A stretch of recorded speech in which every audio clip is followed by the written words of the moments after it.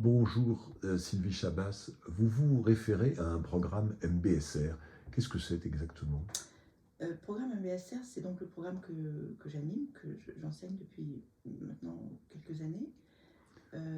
C'est l'acronyme anglais de Mindfulness Based Stress Reduction, c'est-à-dire la réduction du stress par la pleine conscience ou la pleine présence. En tout cas, il y a un débat autour de ce mot, mais ça, c'est plus des subtilités d'experts.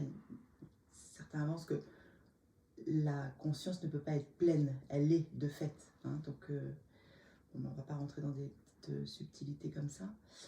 En tout cas, le programme MBSR est issu des travaux d'un monsieur qui s'appelle John Kabat-Zinn, qui est un Américain, professeur de médecine, toujours en vie aujourd'hui, qui vit aux États-Unis, qui est un monsieur qui vient de spécialiste de la biologie moléculaire, qui s'est très tôt intéressé à la méditation, à ces pratiques issues des traditions orientales, et qui a assez habilement compris que la méditation,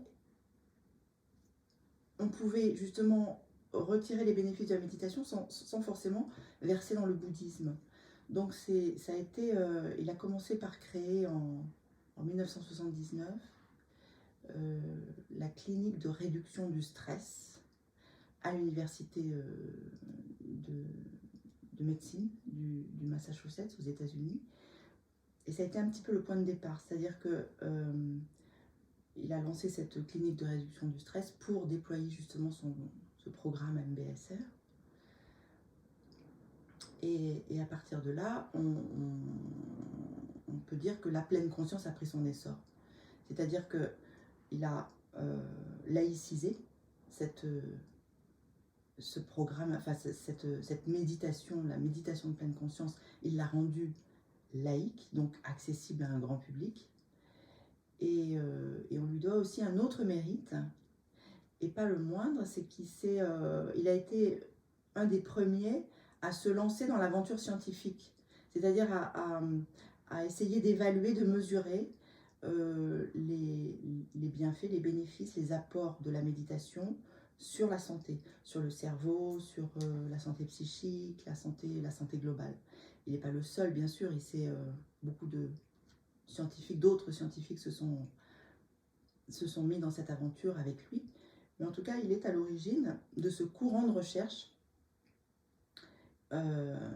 sur les effets de la méditation sur la santé. Et ça, c'est assez... c'est-à-dire que les premières études scientifiques ont démarré dans les années 80. Ça a démarré timidement.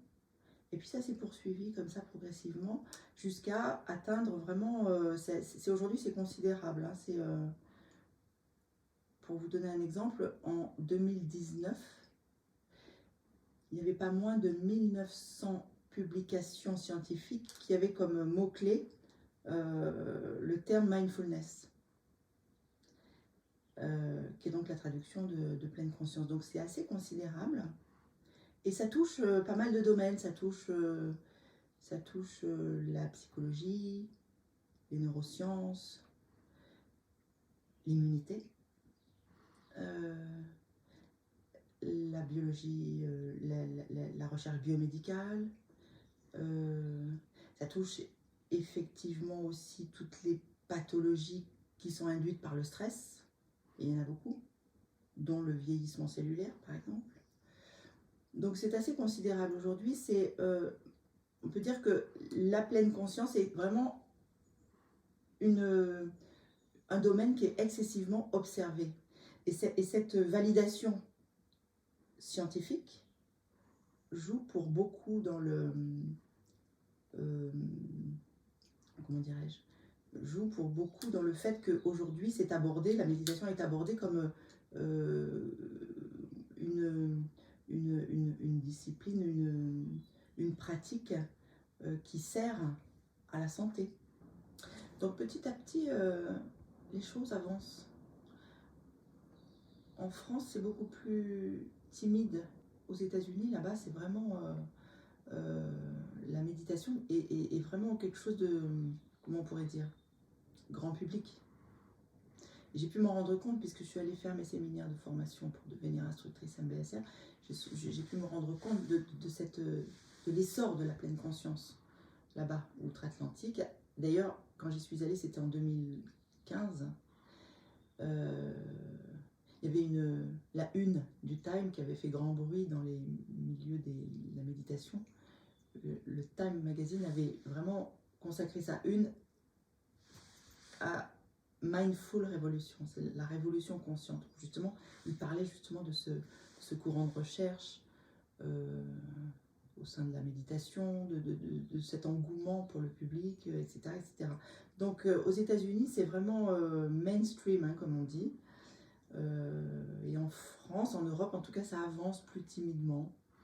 Des fois, il y a des percées, puis après ça stagne, et puis parfois ça recule.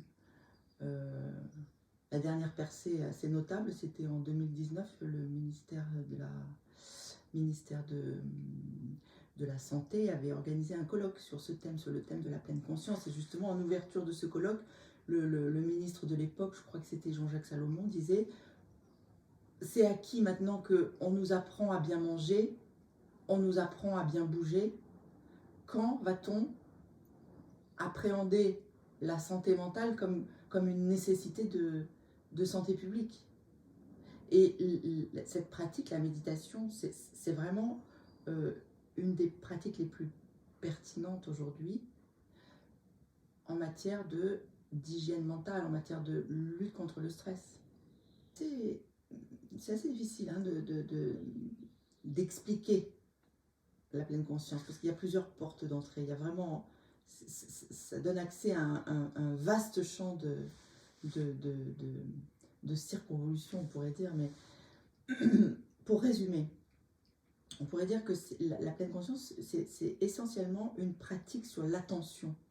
C'est le fait, la définition la plus consensuelle qu'on lui donne, c'est d'exercer son attention de façon délibérée sur l'instant présent et sans jugement. Et dans cette définition, chaque mot compte. Qu'est-ce que ça veut dire? Qu'est-ce que ça veut dire porter son attention sur l'instant présent? Ça veut dire vraiment, ça veut dire s'ancrer dans l'instant présent. Qu'est-ce que je ressens ici et maintenant?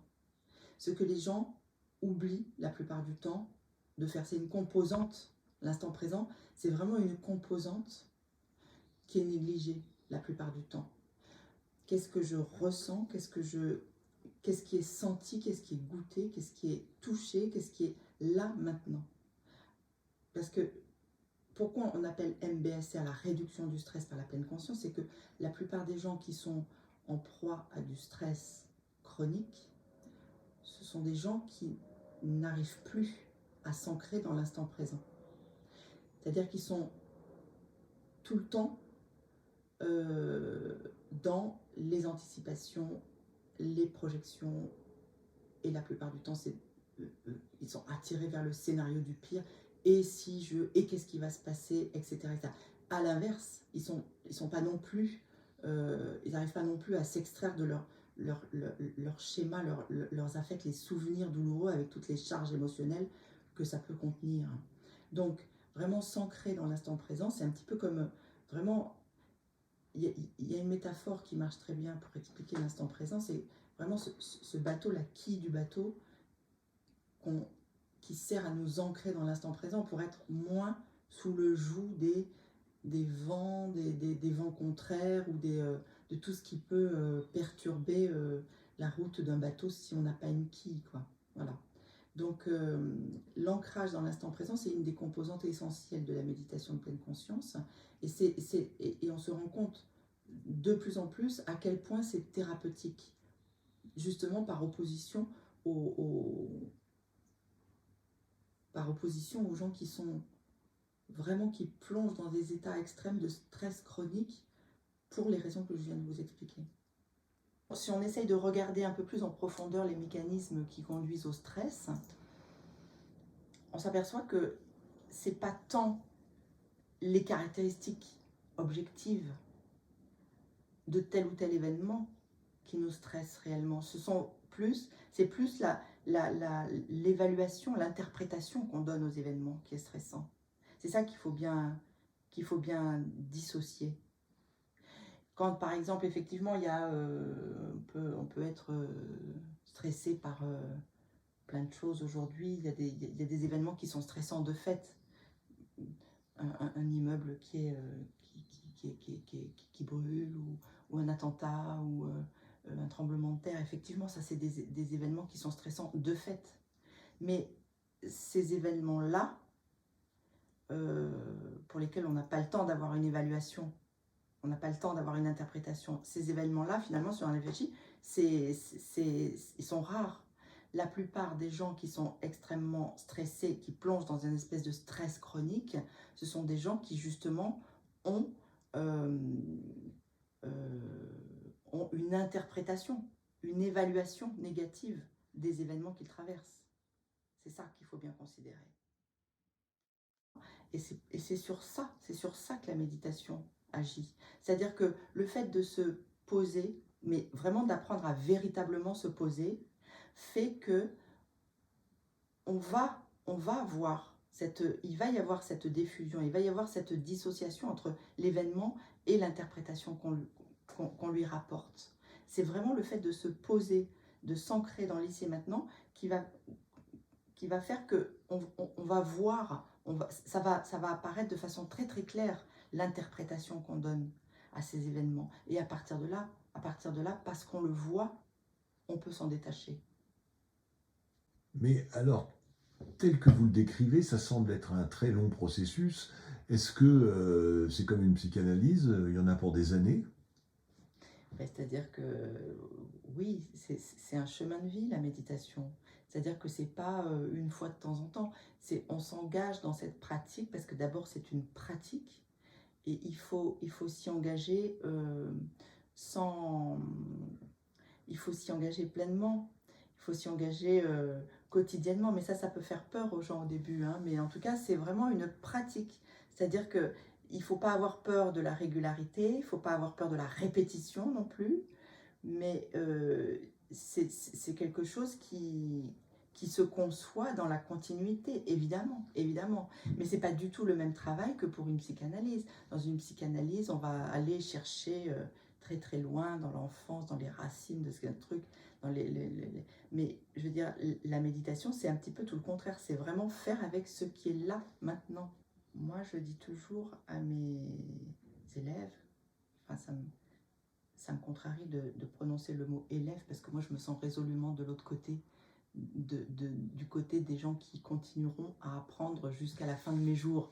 Donc, je suis encore, résolument, je fais partie des étudiantes en méditation, même si aujourd'hui je la transmets et je l'enseigne.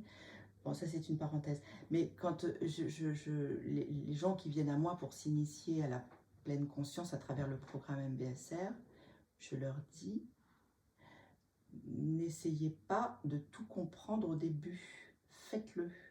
Faites-le. Et vous verrez. Faites-le sans vous poser trop de questions. C'est l'ingrédient qui est essentiel. Ne pas essayer de tout comprendre tout de suite. Et il faut le faire pour le faire. Il faut essayer de le faire correctement, sans se poser trop de questions. Ça, c'est vraiment quelque chose qui est assez difficile à comprendre pour les gens qui s'engagent dans cette pratique. Parce que ça paraît quand même un petit peu... abstrait, mystérieux, voire complètement, comment dirais-je, un peu bizarre, d'apprendre à ne rien faire. Par exemple, quand on démarre une journée, on met le pied par terre, on est toujours sur le mode exécution de tâches, résolution, définition de stratégie, etc. On est tout le temps sur le mode faire quand on vit. C'est le mode majoritaire qu'on a, d'accord? C'est vraiment le mode... Alors, tout le monde n'est pas à égalité sur ce mode-là, puisqu'il y a des gens qui sont beaucoup plus doués que d'autres pour être dans le monde de l'action, d'accord? Ça, c'est encore... Mais en tout cas, on est tout le temps dans l'exécution d'une tâche, dans la résolution d'un problème. On est tout le temps faire quelque chose pour... On est tout le temps dans des objectifs, d'accord? Donc, le mode majoritaire, c'est le mode le mode de l'action, le mode faire, hein, d'accord? Mais ce mode-là peut avoir des automatismes dont on peut par moment dysfonctionner. On n'est pas toujours conscient de ce mode-là qui peut de temps en temps dysfonctionner, qui peut basculer, dans le sens où on est toujours en train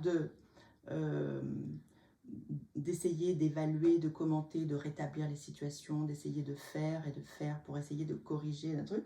Et finalement, ça nous met dans une posture où on a une idée très précise de comment les choses devraient être. On ne permet pas aux choses d'être exactement comme elles sont. Voilà. Ça, c'est le mode de l'action. D'accord? Et il faut savoir qu'il y a une autre alternative dans la vie, en général. Et ça, c'est extrêmement thérapeutique. Il y a une autre alternative qui est de pouvoir basculer sur le mode être. Qu'est-ce que ça veut dire? Ça veut dire vraiment permettre aux choses d'être exactement comme elles sont. Il y a toujours un gap, un fossé. On est toujours en déficit entre les choses telles qu'on voudrait qu'elles soient et les choses telles qu'elles sont réellement. Et du coup, ça, c'est le mode vraiment qui nous amène tout le temps à faire, d'accord? Donc, quand on arrive à basculer sur le mode être, ben c'est extrêmement, c'est une bascule qui peut être extrêmement libératrice pour certains. Tu comprends ce que je te dis? Non, sinon ce programme MBSR, c'est vraiment un programme évolutif qui comporte donc 8 séances hebdomadaires, 8 séances de 2h30, c'est pas rien non plus, et dans lesquelles on s'initie à des pratiques de pleine conscience, des pratiques de méditation qui sont plus ou moins analytiques, parce que les premières pratiques, on est simplement porter son attention sur la respiration, mais pour certains, c'est une bascule incroyable. Pour certains, ils n'ont jamais ressenti leur respiration de cette façon-là. Et c'est vraiment quelque chose. Donc, l'attention à la respiration, c'est vraiment pour s'ancrer dans l'ici et le maintenant, dans l'instant présent. Pour des gens, c'est quand même assez... il peut y avoir plein de choses qui se passent. Pour d'autres, c'est un peu plus long. Enfin bon. Mais, comment je dirais? Il y a beaucoup de gens qui arrivent dans ce programme et qui sont assez stupéfaits d'apprendre à ne rien faire. Parce que, vous voyez, il y a toujours cette... Moi, je donne toujours... Il y a une métaphore qui marche très bien pour aider à comprendre ce que pourrait être la méditation. C'est-à-dire que c'est cette image du bocal rempli d'une eau un peu trouble qu'on pose sur une étagère. D'accord? Et effectivement, vous vous rendez compte assez facilement que si vous voulez qu'il y ait un dépôt, l'eau est trouble, et si vous voulez vraiment qu'il y ait un dépôt, il va falloir vraiment ne rien faire. Et ça, les gens ont du mal à comprendre que ne rien faire, c'est vraiment... quand je leur dis, mais oubliez même le fait que vous méditez. Oubliez même le fait que vous allez chercher à aller mieux. N'essayez pas de résoudre un problème. N'essayez pas d'aller mieux. Et c'est un problème de décantation. Il y a beaucoup de choses avec vraiment lâcher, mais lâcher pour de bon. Ça, c'est très difficile à faire aujourd'hui. Très, très difficile.